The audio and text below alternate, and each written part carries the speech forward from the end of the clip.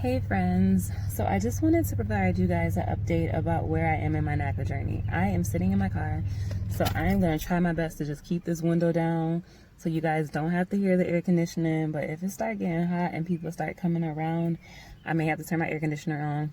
Just letting you guys know in advance because, as always, people like to complain about little stuff when we're doing YouTube videos. And it is what it is. So it's kind of hot. So I'm just going to roll the window down so you guys can hear about what's going on. But hi, how y'all doing? I wanted to provide you guys an update. When was the last time I did a video? Maybe 2 weeks ago. And nothing had changed until nothing had changed really with my account until today, kind of. So I wanted to give you guys an update. I like to tell you guys when stuff happens so that I can remember it and then you guys can figure out where I'm at. So last I left you guys off, I had got some more conditions. My NACA counselor was able to explain to me what those conditions meant, and I was able to figure out those conditions. And I think the last time I talked to you guys, I was saying that I had just done another, hold on for a second. I had just done, I'm trying to set my phone down, y'all. Okay. So I had just done a application for my loans, right? So I was telling you guys I had to wait till I got my payment amount to submit everything. So that ended up coming, I think, at the end of last week, and I got a 0 payment, which was pretty great because before I was paying $167. So that happened. But something else that happened within the past time I talked to you guys is that I unfortunately lost my job, right? And I know that sounds so sad. You guys probably will want to feel bad for me, but honestly, save it. I'm really, really good. So my last day was unfortunately the last day of school. So the last day of school was last week, and I found out that I lost my job. So normally, you know, people who work in schools, teachers, social workers, principals, whatever, they can't get unemployment because if they're a 10-month employee, it already is assumed that you're not going to get paid in the summer. But however, if you are an employee who gets let go, or you're told that you won't have a job, you do qualify for unemployment. So I'm going to talk about that, but there's some blessings in disguise because I always, as just me, I really try to see the benefit and stuff. So one of the benefits is that as a regular employee who would have had the summer off, I wouldn't have got paid, right? So I would have been having to find some kind of job over the summer, and I'm assuming that it would have been some kind of temp job, and I would have not been making nearly as much as I make now because I wouldn't have any money coming in. But since I was laid off, I now qualify for unemployment, and as a result of that, the extra $600 until that we get until the end of July, I'm literally making the same exact amount of money with the coronavirus money and my regular unemployment. I'm literally making the same amount of money that I made in the district. But that's neither here nor there. So pretty much, so I was emailing with I was talking to my counselor today, and she was saying that she was getting ready to submit me for conditions again. And she was just talking to me, and I'm just like, dang, should I tell her that I lost my job? And I don't know, I'm not like a dishonest person. I just was like, should I tell her? But then I was thinking, you know what, they're gonna find out anyway, because, like, you know, they're gonna be looking at my pay stubs to see if I got more pay, if I got pay in and stuff, and they're gonna see unemployment drop in my account. So I might as well just tell her. So I emailed her and I was like, okay, you know what, I recently lost my job, and there's a possibility that I will get called back over this summer, but it's not confirmed. But right now I'm kind of just looking for jobs and collecting unemployment. And I was like, pretty much, what does this mean? Does this put me at a standstill? Like, what's good? What's going on? So she basically emailed me back, and she was like, pretty much, thanks for telling me. If you were getting unemployment and you were definitely gonna get your job back, you would be good. But since you don't know if you're gonna get your job back, then it kind of does put you at a standstill. And she pretty much just said they don't like to see unemployment gaps longer than 30 days, and I forgot what else she said. So when she said that, I'm like, what? That doesn't even make sense, because I work in the district, and even in the way that it works is that if they do call me back over the summer and tell me that I am gonna work in this fall, I can no longer collect unemployment, because I guess the thought is that you're a 10-month employee, you don't get paid in the summer, so we're not going to give you unemployment. So it didn't make sense to me, but then I thought about it, and it did make sense, because some people who are collecting unemployment because their job closed down, that job is still telling them that they're gonna be hired back when they're open. But since the coronavirus is, running rampant, they're not able to work. So they're able to collect unemployment, but they're not able to actually work. But when it does come to a point where their job opens back, they'll have a confirmed job. So then when I thought about it, I'm like, okay, that does make sense. But for me, in my case, that's not the case, because they told me that if they do confirm that my job comes back, I can't get unemployment. Oh, so I left out a part. So she told me that if they tell me that I will have a job, they can base my income off of my unemployment. But for me, that wouldn't make sense, because once they tell me that I'll have a job in September or whatever, I will no longer get unemployment, so I won't have any income coming in. So it was a tricky situation, but pretty much I said all that to say that I am now at a standstill, right? I am tasked with, finding a job really fast. If I don't want any gaps or anything. She pretty much said when I get a new job, I still would have to wait a little bit, because they have to wait for 2 pay stubs to come in.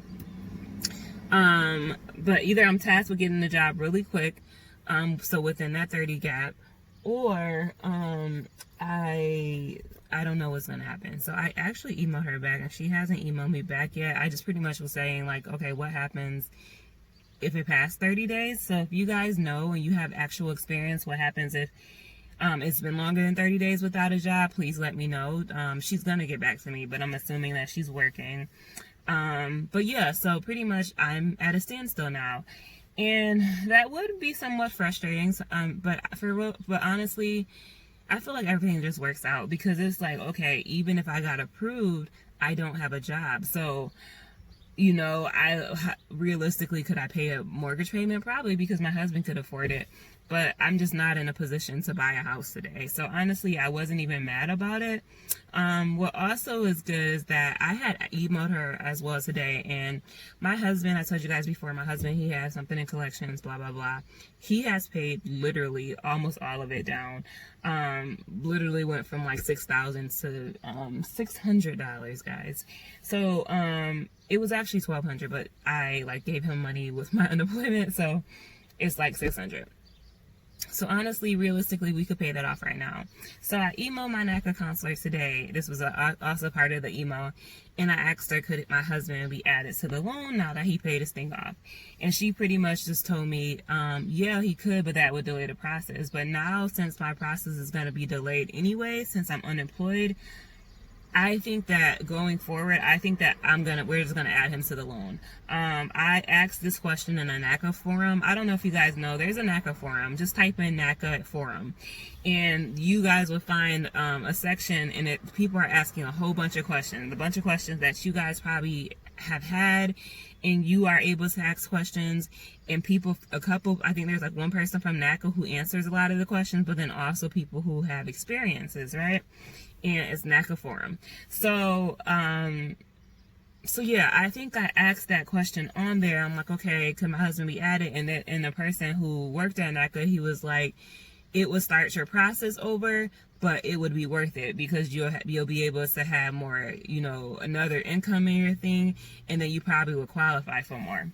So I think it's kind of a blessing in disguise, because if everything was perfect now, we would just go through with me, and yeah, that would work. But now, since my husband has paid everything off pretty much, and he'll probably have everything paid off by next week, now he will possibly be able to be added to the loan. The only sucky thing is that with him, we would be considered a non-priority member, I think. So, which means that we make over the certain threshold. I think the threshold for where we live at is 67,000 or something. So that would suck a little bit, but from what I heard, that you're still able to find houses. And they might actually approve us for more because they'll be considering his income as well. So I don't know. I really try to find the blessing in disguise. Yeah, it sucks that the process may, get pushed back. My hope was to be able to move into a place by October, November. I didn't really want to move into a place in the wintertime. That's still not my goal because I live in New York. But you know what? I trust God and his timing, and it is what it is. I'm thankful for unemployment. I'm thankful that, at least right now, while we get the extra $600, that I am not lacking anything. I'm literally getting paid. When I say the exact amount, I actually mean that with unemployment, I'm actually getting paid a little bit more. The sucky part will be that after that $600 ends, I will not be getting paid nearly as much as I got paid at my district job. But the hope is that if I don't hear back from my job saying that they're going to hire me again, I will have another job. So I'm currently applying to jobs, interviewing at places, and doing what it does. So like I said, I would definitely be honest with my process. I want you guys to know what it looks like for me. As I told you guys before, I think I signed up we went to our first workshop in October, and we had our first appointment in the beginning of December. So it hasn't even been a year yet. It seems like everything has been all over the place, but honestly, it is what it is. I'm sure buying a house isn't easy. Another good thing is that, and I really do want to go through NACA, y'all, but another good thing is that through this process, my husband has definitely cleared up his credit. I told you guys his credit score has went up a lot, like a lot. So even if NACA doesn't end up working out, we're definitely in a lot better position to get approved through another agency. And then we definitely have a lot of money saved too through just the NACA process. So that might be better too, because I think one time before when we were looking at going through our bank, we only had like $3,000 saved or whatever, and they were kind of looking at us like, yo, y'all need like at least 11 in your account so that you're able to have closing costs. But now we have closer to 8, and then my plan is to, while they're giving us that extra $600, my plan is to save a lot of that money so that, I would just have it in general. So, if we don't go through NACA, we'll have the money, but if we do go through NACA and we don't have to pay all those closing costs, we'll have money to buy and purchase things for our new home. So it works out either way. So I don't know. I'm definitely, I'm not always optimistic, but about this journey, I am. I think the only thing holding us up now is the fact that I don't have a job anymore. And it is what it is. Like, there's some things that I can't control. Like, for me, I always say, like, okay, if I got fired or something, then I would really be, upset. But I can't control, a budget cut. I wasn't the only person fired.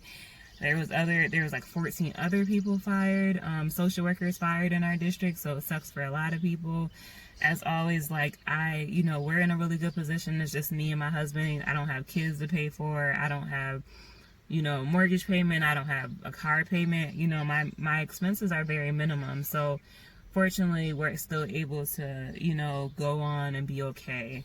So I guess like the housing process is kind of on a standstill, but I'm not discouraged. I just really believe I believe in delayed but not denied. So yeah, I may be delayed a little bit. I may not be able to move into something as fast as I would have hoped to do, because a lot of times we want things to happen quickly. But I'm not, all hope is not lost. So yeah, and then also, like I said, it may turn out to be a better situation because my husband will have his thing paid off, and that was the only thing stopping him from being on a loan with us. So now, if like, say if I'm not able to get approved to like September or something, I'm sure enough time would have passed so that he already paid off his stuff, and then he was able to like pass any whatever grace period that he may have had to wait as a result of having something in collection. So I'm hopeful. I'm still hopeful about my journey. I'm still believing that we will get a home soon. Yeah, so I'm hopeful. So if you guys have any questions, feel free to answer. I try to answer the best possible. I think I asked you guys a question in here, but I'm not really sure what it was. But if you guys heard my questions, feel free to answer below. I know that NACA is a process, And my process hasn't been horrible so far. I heard a lot of people's process that have been crazy. Mine's more so has been as a result of things in my life, and not, you know, anything bad with NACA. I have a really good counselor, and she seems to do her job. And when I text her, or when I email her and stuff, she gets back. So, you know, I'm just thankful for that. So, as always, you guys, be encouraged. This is where I'm at. If anything else happens, I will let you guys know. I don't know of anything else that would be happening right now besides my NACA counselor maybe getting back to me, but I don't know. So maybe I'll do another video in 2 weeks to let you guys know where I'm at, let you guys know if I have a job, let you guys know if I got a call back. So then I'll have more of an answer about where I'm gonna go from here. But this is life right now. So as always, you guys, stay encouraged. God bless. Thank you for listening. Thank you for wanting to know where my journey is at.